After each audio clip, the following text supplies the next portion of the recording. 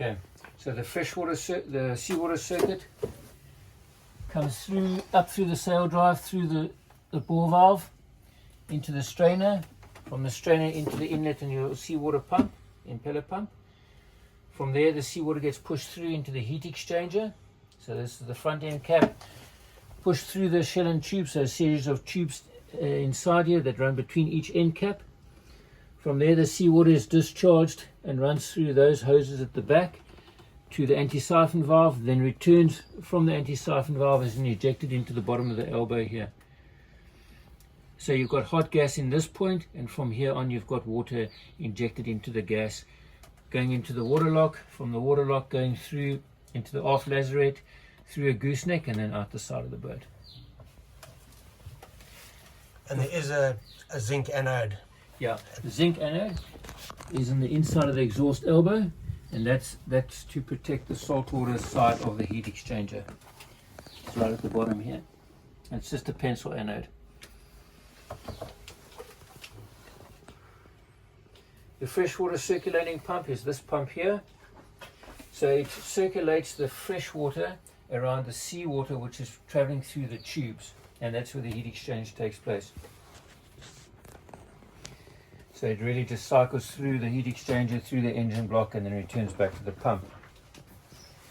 Over here we have two hoses that then supply that fresh water or coolant through to the calorifier, which is then over here. That engine water at 80 odd degrees is then used to heat the calorifier or geyser to heat your fresh water, which is then supplied to the rest of the boat. From a fuel system point of view, each engine is fed off its own tank, so port engine off port tank up front and starboard engine off starboard. The fuel supply comes through this bore valve. The bore valve would be used if you were going to change this filter. The reason for that is that this filter is below the level of the tank, so it will continue to gravity feed if you don't close that valve. For priming purposes, you can use this plunger on the fuel separator to bleed air through the system. Your first bleeding point is on the secondary fuel filter here. The secondary bleeding point is on the injector pump over here.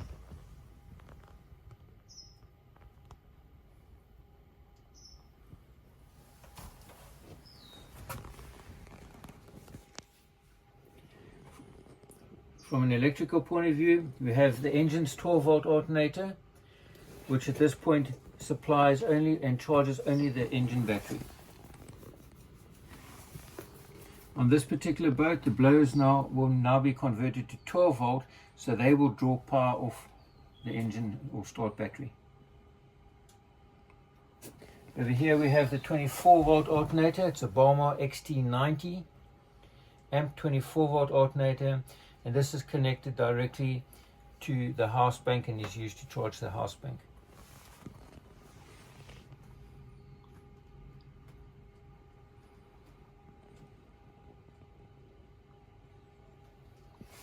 Service points are oil filter here,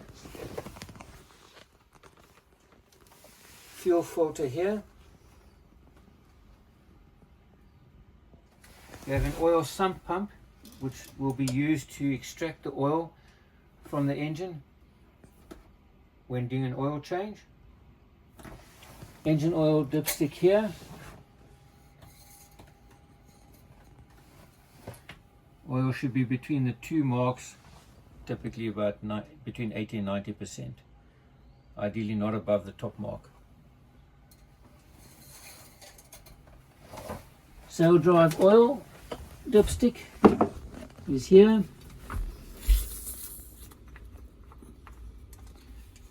When checking the sail drive oil, the dipstick is placed just on top of the housing and then pulled out to check. Ideally you want to be just below the top mark. Once you finish checking, you then screw the dipstick all the way home. The oil changes. The oil sucked out through this pump, through this pipe. I'll supply an additional sump pump plus the hosing required to do that. When you're sucking the oil out of this sail drive, you need to make sure that you don't create a vacuum, so you need to open up the dipstick whilst pumping the oil out. The oil, refilling the oil into the sail drive will also be done through here. It should take 3.2 liters, but you're not going to get all of that out because this pipe doesn't run all the way to the bottom. It runs most of the way to the bottom of the sail drive. If the boat was out and you were draining the oil through the bottom drain plug, you would then get that capacity of oil into the sail drive. The engine oil gets filled through here and it takes 5 liters. The same oil, 15W40 for the sail drive and for the engine. Over here on the electric side, we have your preheat and your start relay. We have your preheat fuse, and here we have 215 and 110 amp fuse to cover the rest of the electrical circuit on the engine. You will get spares of these.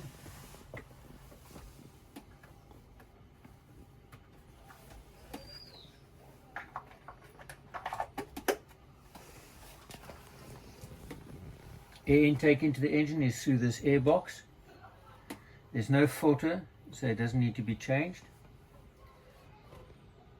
In terms of tensioning V-belts, 8 to 9 millimeters of deflection between these pulleys, and between those pulleys is where you need to set the tension.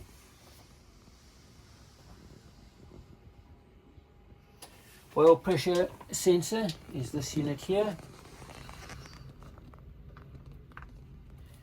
Engine temperature sensor is over here.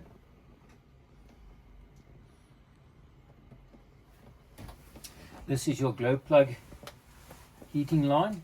So these are the glow plugs.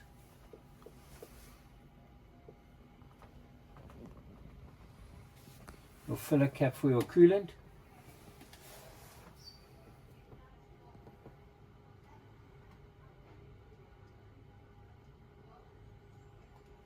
I think that's it. Okay, then just show the fire extinguisher port. Mm-hmm.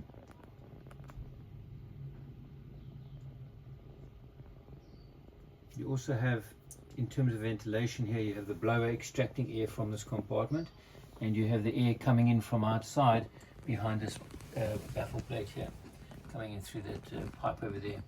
So you have nice cross flow.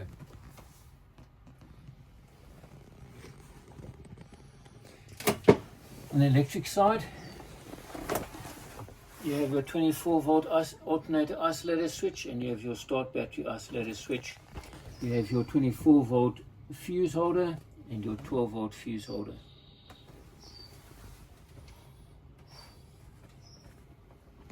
Very important is do not start the engine with 24 volt alternator isolator in the off position. It must be in the on position. Otherwise you will damage the alternator.